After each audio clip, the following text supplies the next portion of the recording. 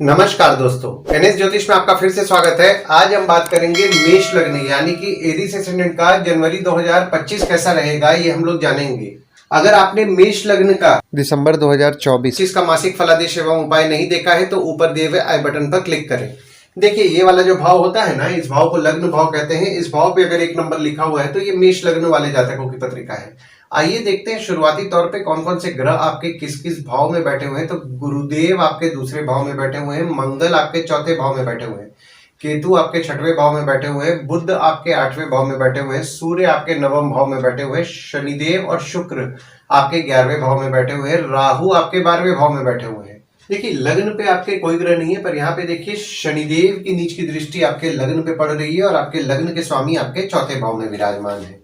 पहली चीज तो देखिए, शनिदेव की नीच की दृष्टि आपके लग्न पे पड़ रही है तो आप में आलस्य रह रहा होगा 17 जनवरी 2023 से, और 29 मार्च 2025 तक आप में आलस्य रहेगा। वहीं आपके लग्न के स्वामी आपके चौथे भाव में विराजमान है जनवरी के महीना में शुरुआत के 20 दिन के लिए। तो शुरुआत के 20 दिन के लिए जनवरी के महीना में आपका फोकस सुख को लेकर के रहेगा, घर वाहन माता को लेकर के रहेगा। वहीं जब मंगल वक्री होकर के आपके तीसरे भाव में 21 जनवरी को विराजमान होंगे तो 21 जनवरी से आपके छोटे भाई बहन को लेकर के फोकस रहेगा और आपके पराक्रम से आप धन की वृद्धि करेंगे। और अगर आप मेहनत कर रहे हैं तो आपका भाग्य निश्चित तौर पर आपका साथ देगा।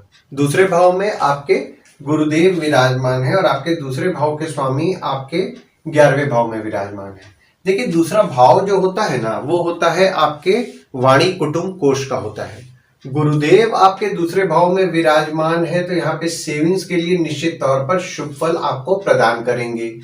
पर परिवार के सदस्य में छोटा मोटा मतभेद हो सकता है, मतभेद से आपको बचना है। और आपके दूसरे भाव के स्वामी आपके 11वें भाव में विराजमान है 28 दिसंबर से 28 जनवरी तक। तो 28 दिसंबर से 28 जनवरी तक आप आपके आमदनी यानी कि आपका जो इनकम होगा उससे आप सेविंग्स निश्चित तौर पर करेंगे और यहाँ पे जो आपका सेविंग्स होगा उस सेविंग्स आपका टिकेगा भी। वहीं जब आपके दूसरे भाव के स्वामी आपके 12वें भाव में 28 जनवरी से विराजमान होंगे तो 28 जनवरी से अगर आप इंपोर्ट एक्सपोर्ट का काम कर रहे हैं या फिर फॉरेन ट्रेड या फिर फॉरेन से प्रोजेक्ट्स उठा के काम कर रहे हैं, आईटी कंपनी से संबंधित काम कर रहे हैं या कोई भी विदेश संबंधित काम कर रहे हैं तो आपके लाभ के योग बन रहे हैं। पर यहाँ पे अगर आप विदेश संबंधित काम नहीं कर रहे हैं तो 28 जनवरी से सेविंग सोच समझ के कीजिएगा, अनवांटेड खर्चे से बचेगा, क्योंकि यहाँ पे आपके थोड़े बहुत सेविंग्स खर्च हो सकते हैं। तीसरे भाव में आपके मंगल विराजमान हो रहे 21 जनवरी को और आपके तीसरे भाव के स्वामी आपके 8वें भाव में विराजमान है। देखिए, तीसरा भाव जो होता है ना, वो होता है आपके स्वयं के पराक्रम, धैर्य, छोटे भाई बहन, पड़ोसी, डेली के प्रवास का होता है। मंगल आपके तीसरे भाव में जब वक्री होकर के 21 जनवरी को विराजमान होंगे तो 21 जनवरी से लेकर के 2 अप्रैल तक मंगल आपके तीसरे भाव में ही वक्री रहेंगे। तो आपके पराक्रम को निश्चित तौर पर बढ़ाएंगे, काम में मेहनत कीजिएगा, भाग्य आपका निश्चित तौर पर साथ देगा। हालांकि यहाँ पे देखिए, आपके तीसरे भाव के स्वामी आपके 8वें भाव में विराजमान है 29 अक्टूबर से लेकर के 3 जनवरी तक। तो 29 अक्टूबर से 3 जनवरी तक आप पराक्रम में थोड़ी बहुत कमी महसूस करेंगे। वहीं जब आपके तीसरे भाव के स्वामी आपके 9वें भाव में 4 जनवरी से लेकर के 23 जनवरी तक विराजमान होंगे तो 4 जनवरी से 23 जनवरी तक कोई काम के लिए अगर आप भाग दौड़ करेंगे तो उससे आपको रिजल्ट निश्चित तौर पर मिलेगा। और वहीं जब आपके तीसरे भाव के स्वामी आपके 10वें भाव में 24 जनवरी से विराजमान होंगे तो आपके काम से आपका हिम्मत बढ़ाएंगे, पिता से आपकी हिम्मत बढ़ेगी, बॉस से आपको हिम्मत मिलेगी। हालांकि यहाँ पे 24 जनवरी से अगर आपके काम के लिए आपको भाग दौड़ करने मिल रहा है तो भाग दौड़ निश्चित तौर पर करिएगा, उससे आपको काम में अच्छा रिजल्ट मिलेगा। चौथे भाव में आपके मंगल विराजमान है और यहाँ पे देखिए, चौथे भाव में जो मंगल आपके विराजमान है वे नीच के हो जा रहे हैं। देखिए, चौथा भाव जो होता है वो होता है आपके सुख, माता, घर, वाहन का होता है। मंगल आपके चौथे भाव में विराजमान है तो आपकी माता को क्रोध ज्यादा दिलाएंगे, तो माता से किसी भी किस्म के विवाद से आपको बचना है। 5वें भाव में आपके कोई ग्रह नहीं है, पर यहाँ पे देखिए शनिदेव की दृष्टि आपके 5वें भाव में पड़ रही है और शुक्र की दृष्टि आपके 5वें भाव में पड़ रही है और आपके 5वें भाव के स्वामी आपके 9वें भाव में विराजमान है। देखिए, 5वां भाव जो होता है वो होता है आपके संतति, प्रेम, पढ़ाई, साधना का होता है।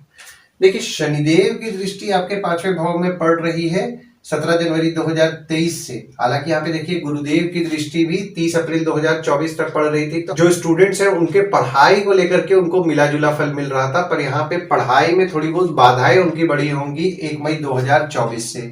प्रेम संबंध में आपके रिश्ते में उतार चढ़ाव आपको देखने मिल रहा होगा, और साधना भी अगर आप करते हैं तो साधना करने में भी आपको कुछ ना कुछ समस्याएं उत्पन्न हो रही होंगी। पर यहाँ पे एक चीज अच्छा हो रहा है कि यहाँ पे आपके 5वें भाव के स्वामी आपके 9वें भाव में विराजमान हो रहे हैं 14 दिसंबर से लेकर के 13 जनवरी तक। तो 14 दिसंबर से 13 जनवरी तक साधना अगर आप करने का प्रयास करेंगे तो देखिए दिक्कतें आएंगी, पर आपका भाग्य निश्चित तौर पर साथ देगा और साधना आपके लिए फलदायी रहेगी। प्रेम संबंध में आपके उतार चढ़ाव आपको देखने मिल रहा होगा, पर प्रेम संबंध के लिए भी 14 दिसंबर से 13 जनवरी तक अच्छा समय है। स्टूडेंट्स के पढ़ाई को लेकर के ये जो महीना आपको मैंने बताया था 14 दिसंबर से 13 जनवरी तक नसीब अच्छा साथ देगा। हालांकि यहाँ पे देखिए आपके 5वें भाव में शुक्र की दृष्टि भी पड़ रही है, तो 28 दिसंबर से लेकर के 27 जनवरी तक आपके बच्चे होंगे उनका अपोजिट सेक्स के प्रति थोड़ा बहुत अट्रैक्शन बढ़ सकता है, पर जो भी लोग फैशन डिजाइनिंग से संबंधित पढ़ाई कर रहे हैं उनके लिए फेवरेबल समय यहाँ पे बना रहे हैं शुक्रदेव। और जब आपके 5वें भाव के स्वामी आपके 10वें भाव में 14 जनवरी से विराजमान होंगे, तो 14 जनवरी से यहाँ पे देखिए केंद्र त्रिकोण राजयोग का आपके पत्रिका में निर्माण हो रहा है। तो जो भी लोग एजुकेशन से संबंधित काम कर रहे हैं, टीचर हैं, प्रोफेसर हैं, कोचिंग इंस्टीट्यूट चला रहे हैं, ट्रेडिंग इंस्टीट्यूट चला रहे हैं, ट्यूशंस पढ़ा रहे हैं, या कोई भी एजुकेशन संबंधित काम कर रहे हैं, उनके काम से उनको निश्चित तौर पर लाभ होगा। जो भी स्टूडेंट्स पढ़ाई करते करते पार्ट टाइम जॉब का प्रयास कर रहे हैं उनके लिए 14 जनवरी से फेवरेबल समय है। 6वें भाव में आपके केतु विराजमान है और गुरुदेव की दृष्टि पड़ रही है, और आपके 6वें भाव के स्वामी आपके 8वें भाव में विराजमान होकर के विपरीत राजयोग का निर्माण कर रहे हैं। देखिए 6वां भाव जो होता है वो होता है आपके रोग, ऋण, शत्रु, मामा मौसी का होता है। केतु आपके 6वें भाव में विराजमान है, तो आपके शत्रु या कॉम्पिटिटर जो होंगे वे थोड़ा सा अनप्रिडिक्टेबल सा बिहेव करेंगे, यानी कि आप नोटिस करेंगे कि वे बोलेंगे कुछ, करेंगे कुछ, थोड़ा अनप्रिडिक्टेबल सा वे बिहेव कर रहे होंगे। और गुरुदेव की दृष्टि भी आपके 6वें भाव में पड़ रही है, तो आपके शत्रु या कॉम्पिटिटर बढ़े भी होंगे। मंगल की दृष्टि आपके 6वें भाव में 30 अक्टूबर से पड़ रही है, तो 30 अक्टूबर से आपके शत्रु या कॉम्पिटिटर को क्रोध भी ज्यादा आएगा। देखिए एक तरफ आपके शत्रु या कॉम्पिटिटर बढ़ रहे हैं, दूसरी तरफ उनको क्रोध ज्यादा आएगा, वे विवाद करने का प्रयास करेंगे, कोशिश कीजिएगा विवाद से बचें। हालांकि यहाँ पे देखिए आपके बुध द्वारा, जो कि आपके 6वें भाव के स्वामी हैं, आपके 8वें भाव में विराजमान होकर विपरीत राजयोग का निर्माण कर रहे हैं 29 अक्टूबर से लेकर के 3 जनवरी तक। तो 29 अक्टूबर से 3 जनवरी तक आपके शत्रु कॉम्पिटिटर का आप नाश करेंगे। कोई छोटी मोटी बीमारी आपको हो रही है उसमें भी आपको सुधार देखने मिलेगा। 7वें भाव में आपके कोई ग्रह नहीं है, पर यहाँ पे देखिए मंगल की दृष्टि आपके 7वें भाव में पड़ रही है, और आपके 7वें भाव के स्वामी आपके 11वें भाव में विराजमान है। देखिए 7वां भाव जो होता है वो होता है आपके स्पाउस, भागीदार का होता है। मंगल की दृष्टि आपके 7वें भाव में पड़ रही है, तो आपके स्पाउस या भागीदार को क्रोध ज्यादा आ रहा होगा 20 अक्टूबर से। तो 20 अक्टूबर से आपके स्पाउस या भागीदार को जो क्रोध ज्यादा आ रहा है ना, आपको डिप्लोमेटिकली हैंडल करना है, किसी भी किस्म के विवाद से उनसे बचना है। हालांकि यहाँ पे देखिए आपके 7वें भाव के स्वामी आपके 11वें भाव में 28 दिसंबर से 27 जनवरी तक विराजमान है, तो 28 दिसंबर से 27 जनवरी तक अगर आपका काम कोई आप भागीदारी में कर रहे हैं तो भागीदार से निश्चित तौर पर आपके लाभ के योग बना रहे हैं। आपकी स्पाउस वर्किंग है तो आपके स्पाउस के भी लाभ के योग बन रहे हैं। वहीं जब आपके 7वें भाव के स्वामी आपके 12वें भाव में 28 जनवरी से विराजमान होंगे, तो 28 जनवरी से आपकी स्पाउस को लेकर के खर्च बढ़ेगा। आपकी स्पाउस थोड़ी बहुत खर्चीली भी रहेगी, भागीदारी में काम करते हैं, भागीदार को लेकर के खर्च बढ़ेगा। अगर आपकी स्पाउस विदेश जाने का प्रयास कर रही है तो 28 जनवरी से उनके लिए फेवरेबल समय है। और अगर आप आपके भागीदार या स्पाउस के साथ विदेश यात्रा का प्रयास कर रहे थे बहुत दिनों से, तो 28 जनवरी से फेवरेबल समय शुरू हो रहा है, यानी कि वो काम जो अटक रहा था वो काम निश्चित तौर पर आपका होएगा। 8वें भाव में आपके बुध विराजमान है और शनिदेव की दृष्टि पड़ रही है, और गुरुदेव की दृष्टि भी आपके 8वें भाव में पड़ रही है, और आपके 8वें भाव के स्वामी आपके 4थे भाव में विराजमान है। देखिए 8वां भाव जो होता है ना, वो होता है आपके आयु, जीवन, मृत्यु, अचानक धन लाभ, ससुराल का होता है। अष्टम भाव के स्वामी आपके 4थे भाव में 20 अक्टूबर से लेकर के 20 जनवरी तक विराजमान रहेंगे। हालांकि यहाँ पे नीच के हो जा रहे हैं, तो माता की स्वास्थ्य का आपको ध्यान देना है। माता की स्वास्थ्य थोड़ी बहुत बिगड़ सकती है, घर वाहन को लेकर के छोटी मोटी समस्याएं उत्पन्न हो सकती हैं।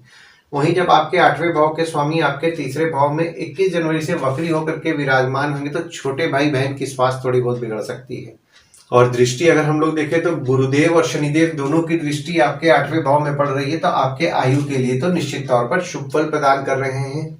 और वक्री गुरुदेव की दृष्टि आपके 8वें भाव में पड़ रही है, तो अचानक धन लाभ के भी आपके योग बना रहे हैं। नवम भाव में आपके सूर्य विराजमान है और बुध 4 जनवरी को विराजमान होंगे। देखिए नवम भाव में ना आपके बुध आदित्य योग का निर्माण हो रहा है 4 जनवरी से लेकर के 13 जनवरी तक। और नवम भाव में चूंकि आपके बुध आदित्य योग बन रहा है, तो बहुत ही शुभ योग का आपके पत्रिका में निर्माण हो रहा है। और आपके नवम भाव के स्वामी आपके दूसरे भाव में विराजमान है। देखिए नवम भाव जो होता है वो होता है आपके भाग्य, धर्म, जीजा, साली, साला, छोटे भाई के स्पाउस का होता है। नवम भाव में आपके सूर्य जो विराजमान है ना, सूर्य द्वारा बहुत ही शुभ योग का आपके पत्रिका में निर्माण हो रहा है। तो जो स्टूडेंट्स हैं उनके पढ़ाई को लेकर के वे बहुत ही बुद्धिमानी और समझदारी से डिसीजंस लेने वाले हैं जनवरी के महीना में, खासकर 4 जनवरी से लेकर के 23 जनवरी के बीच में। सरकारी एग्जाम से संबंधित तैयारी कर रहे हैं उनके लिए फेवरेबल समय, उनका भाग्य सरकारी एग्जाम को लेकर के साथ देगा। कोई और भी कॉम्पिटिटिव एग्जाम्स का अगर आप तैयारी कर रहे हैं तो आपका भाग्य निश्चित तौर पर आपका साथ देने वाला है जनवरी के महीना में। और आपके नवम भाव के स्वामी आपके दूसरे भाव में विराजमान है, तो यहाँ पे आपके सेविंग्स के लिए निश्चित तौर पर आपका भाग्य आपका अच्छा साथ देने वाला है। दशम भाव में आपके मंगल की दृष्टि पड़ रही है और चंद्रमा विराजमान है। सूर्य 14 जनवरी को विराजमान होंगे और बुध 24 जनवरी को विराजमान होंगे। देखिए दशम भाव में भी आपके बुध आदित्य योग का निर्माण हो रहा है 24 जनवरी से। देखिए दशम भाव जो होता है वो होता है आपके बॉस, पिता, काम, ऑफिस का होता है। 20 अक्टूबर से आपके बॉस हो गए, पिता हो गए, उनको क्रोध ज्यादा आएगा, ऑफिस का माहौल थोड़ा गर्म रहेगा, किसी भी किस्म के विवाद से आपको बचना है। और अगर आप कोई सरकारी काम का प्रयास कर रहे हैं तो 14 जनवरी से आपके लिए फेवरेबल समय है। और बुध जब 24 जनवरी को आपके दशम भाव में विराजमान होंगे, तो बुध आपके तीसरे भाव के स्वामी हैं और 6वें भाव के स्वामी हैं, जो कि दशम भाव में 24 जनवरी से विराजमान हो रहे हैं। तो जो भी लोग मेडिकल फील्ड से संबंधित काम करते हैं, जैसे कि डॉक्टर हो गया या फार्मासिस्ट हो गया या फिर मेडिकल इक्विपमेंट का बिजनेस कर रहे हैं, बैंक रिकवरी, सिक्योरिटी सप्लाई से संबंधित काम कर रहे हैं, उनके काम में उनको बढ़ोतरी देखने मिलेगा 24 जनवरी से। और अगर सरकारी टेंडर का भी आप प्रयास कर रहे हैं तो जनवरी का महीना खासकर 14 जनवरी से आपके लिए फेवरेबल समय है। और यहाँ पे देखिए आपके दशम भाव के भी स्वामी आपके 11वें भाव में विराजमान है। 17 जनवरी 2023 से 29 मार्च 2025 तक विराजमान रहेंगे। तो अगर आप आपका कोई काम कम्युनिकेशन द्वारा करना चाह रहे हैं तो आपके लिए फेवरेबल समय है। और कोई भी काम अगर आप करेंगे तो उससे निश्चित तौर पर आपके लाभ के योग तो बन रहे हैं। जनसंपर्क यानी कि कम्युनिकेशन से आपके लाभ के योग बन रहे हैं। 11वें भाव में आपके शुक्र विराजमान है, शनिदेव विराजमान है, गुरु की दृष्टि पड़ रही है और मंगल की दृष्टि पड़ रही है। और शनिदेव यहाँ अपने राशि में ही बैठ करके बहुत ही शुभ योग का निर्माण कर रहे हैं। 17 जनवरी 2023 से 29 मार्च 2025 तक ये शुभ योग का निर्माण रहेगा। देखिए 11वां भाव जो होता है वो होता है आपके आय यानी कि इनकम, दोस्त, पहचान के लोग, कम्युनिकेशन, बड़े भाई बहन का होता है। शनिदेव आपके 11वें भाव में विराजमान है, तो इनकम के लिए तो निश्चित तौर पर आपको शुभ फल प्रदान करेंगे। कम्युनिकेशन से लाभ कराएंगे, दोस्त से पहले लाभ कराएंगे, पहचान के लोगों से आपके लाभ कराएंगे। क्योंकि देखिए शनिदेव तो आपके विराजमान है और गुरुदेव की दृष्टि भी आपके 11वें भाव में पड़ रही है और वक्री गुरुदेव की दृष्टि पड़ रही है, तो लाभ निश्चित तौर पर आपका होगा। और जो आप इनकम और जो आपका लाभ होगा उससे आप सेविंग्स भी कर पाएंगे। हालांकि यहाँ पे देखिए मंगल की दृष्टि भी आपके 11वें भाव में पड़ रही है 20 अक्टूबर से लेकर के 20 जनवरी तक, तो जनवरी के महीना में शुरुआत के 20 दिन के लिए। तो अगर व्यापार में कोई पैसा आपका अटक रहा है ना, तो लेडीज की मदद लीजिए, उससे आपको निश्चित तौर पर फायदा होगा। 12वें भाव में आपके राहु विराजमान है और शुक्र 28 जनवरी को विराजमान होंगे। और आपके 12वें भाव के स्वामी आपके दूसरे भाव में विराजमान है और वक्री भी हैं 9 अक्टूबर से लेकर के 4 फरवरी 2025 तक। देखिए 12वां भाव जो होता है वो होता है आपके खर्च, जेल, फॉरेन, हॉस्पिटल, मोक्ष का होता है। 12वें भाव में आपके राहु विराजमान है, तो देखिए यहाँ पे विदेश के स्ट्रॉन्ग योग आपके बना रहे हैं। जो भी लोग विदेश संबंधित काम करते हैं, जैसे कि इंपोर्ट एक्सपोर्ट हो गया, फॉरेन ट्रेड हो गया, फॉरेन से प्रोजेक्ट्स उठा के काम कर रहे हैं, उनके लाभ के योग बना रहे हैं। जो भी लोग विदेश जाने का प्रयास कर रहे हैं उनके भी लाभ के योग बन रहे हैं। और शुक्र भी 28 जनवरी को आपके 12वें भाव में विराजमान हो रहे हैं, तो लेडीज को लेकर के आपके खर्च बढ़ेंगे, लग्जरी आइटम को लेकर के आपके खर्च बढ़ेंगे। आइए गुड डेट्स और बैड डेट्स के बारे में बात कर लेते हैं। तो गुड डेट्स वो डेट्स हो जाते हैं जिस दिन अगर आप कोई नया काम शुरू करना चाह रहे हैं, कोई कंपनी में आपके एग्रीमेंट हो रहा है, कोई कंपनी में आपकी ज्वाइनिंग हो रहा है, या फिर अगर आप कोई नया सामान खरीदना चाह रहे हैं, कोई भी अच्छा काम करना चाह रहे हैं, तो इस डेट्स को आप कंसिडर कर सकते हैं। तो डेट्स हो जाते हैं 1 से 5 तारीख, 8 तारीख, 9 तारीख, 14 से 18 तारीख, 21 से 23 तारीख, 26 से 31 तारीख। वहीं बैड डेट्स में अगर आप कहीं बाहर जाने का प्लान कर रहे हैं, कोई कंपनी में आपके एग्रीमेंट हो रहा है, कोई कंपनी में आपकी ज्वाइनिंग हो रहा है, या फिर अगर आप कोई नया सामान खरीदना चाह रहे हैं, कोई भी अच्छा काम करना चाह रहे हैं, तो इस डेट्स को आप अवॉइड कीजिए। तो डेट्स हो जाते हैं 6 तारीख, 7 तारीख, 19 तारीख, 20 तारीख, 24 तारीख और 25 तारीख। इस डेट्स को आप कहीं लिख के रख लीजिए ताकि आपके ध्यान में रहे। और उपाय में आपको जनवरी के महीना में सूर्य को जल नियम पूर्वक देना है। सुबह उठ करके सूर्य को जल दें और जल देते समय ओम ह्रीम सूर्याय नमः का जाप करें। विष्णु रामकृष्ण भगवान की उपासना करें। बुधवार के दिन विष्णु रामकृष्ण भगवान के मंदिर जाएं। और मंगलवार के दिन अगर आप हनुमान चालीसा, बजरंग बाण, सुंदरकांड का पाठ कर रहे हैं, ओम गणपते नमः का जाप कर रहे हैं, या फिर मंगलवार के दिन हनुमान मंदिर या गणपति मंदिर जा रहे हैं, तो आपको निश्चित तौर पर अच्छा लाभ होने वाला है। आशा करता हूं इस वीडियो में दी हुई जानकारी आपको पसंद आई होगी।